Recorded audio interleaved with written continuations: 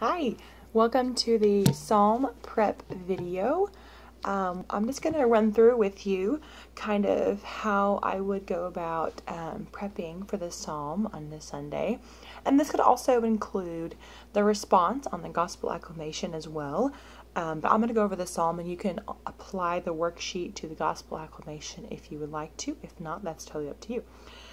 I'm going to use May 10th, the Ascension of the Lord. And I'm also going to be using this from year B, okay? So, my first step, number one, is to read. Read the psalm slowly out loud, okay? You can do it in order of how you sing it, so response, verse, or you can just go all the way through. Do the response once and then go the verse all the way through. And then kind of pause and think about what the words are actually saying. And then you can read it again if you'd like. I'm going to give you just an example here. So if I read, God mounts his throne to shouts of joy, a blare of trumpets for the Lord. All you peoples clap your hands, shout to God with cries of gladness. For the Lord, the Most High, the Awesome, is the great King over all the earth. Okay, and so I could sit and let that sink in. Okay, step number 2. Let's go ahead and highlight words that stick out to you. And it can be different for every person. So don't worry about, oh my gosh, I like this word and someone else like this word.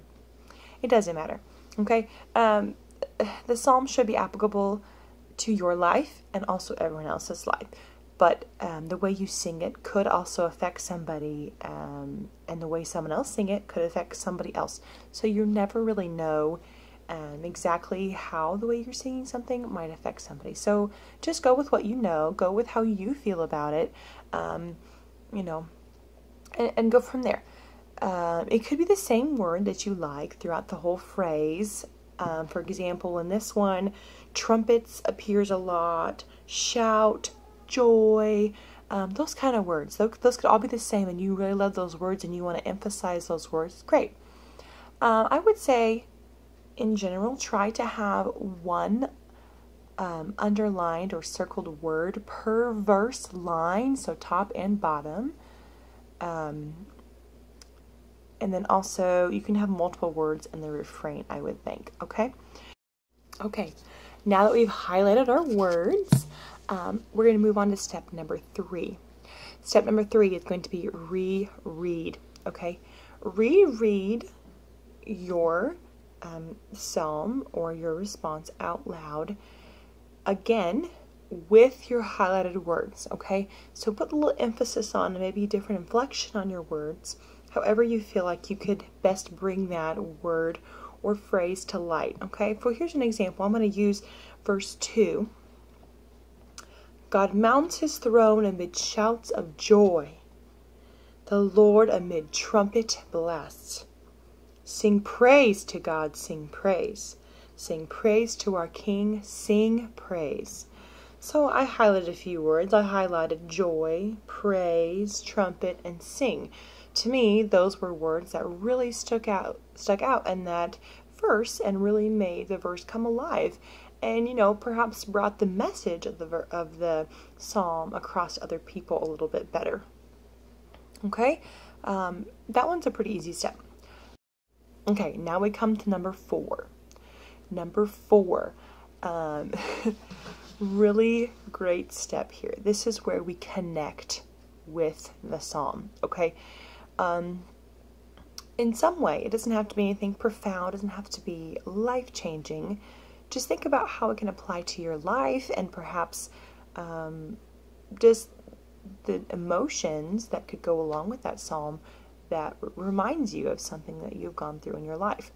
So, for example, this Ascension of the Lord, May 10th, it's very joyful, shouts of joy, blare of trumpets. So, in this particular setting, think about a time in your life that was joyous, something that you remember and will remember for the rest of your life. I mean, the ascension is a pretty big deal, okay, right?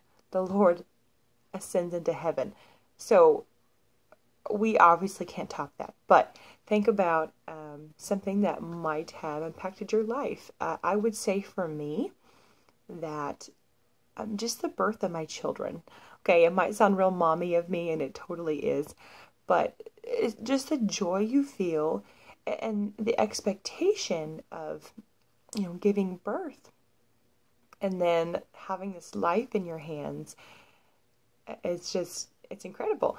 And also just having life inside of you while those 9 months that you're waiting. But this anticipation of waiting and working and waiting so hard for all that, and then all of a sudden you have this beautiful gift in your hands, and you're just overcome with joy and gladness. So it could be something like that. It could be something, like I said, whatever works for you. Okay, don't overthink that one too much. Okay, that brings us to step number 5. Okay, so if you have a CD to practice with, the response, or you meet with your choir once a week, twice a week to practice for Sunday, fabulous. I would say apply all of these steps to your practice time. You are one step ahead of us, people who don't practice, except right before Mass, okay? We usually practice like the 10 minutes before Mass. We just play through the psalm and wing it from there, which is okay too. It works really well for us, but not everyone can do that. So go ahead and try to put the feeling that you've connected with into your practicing, into your psalm. Okay, you have to practice it in order to feel comfortable with it, and to also feel comfortable with how you've inflected the words and brought light and life to the words of the psalm. Okay, so yeah, that is exactly the 5 steps for psalm prep.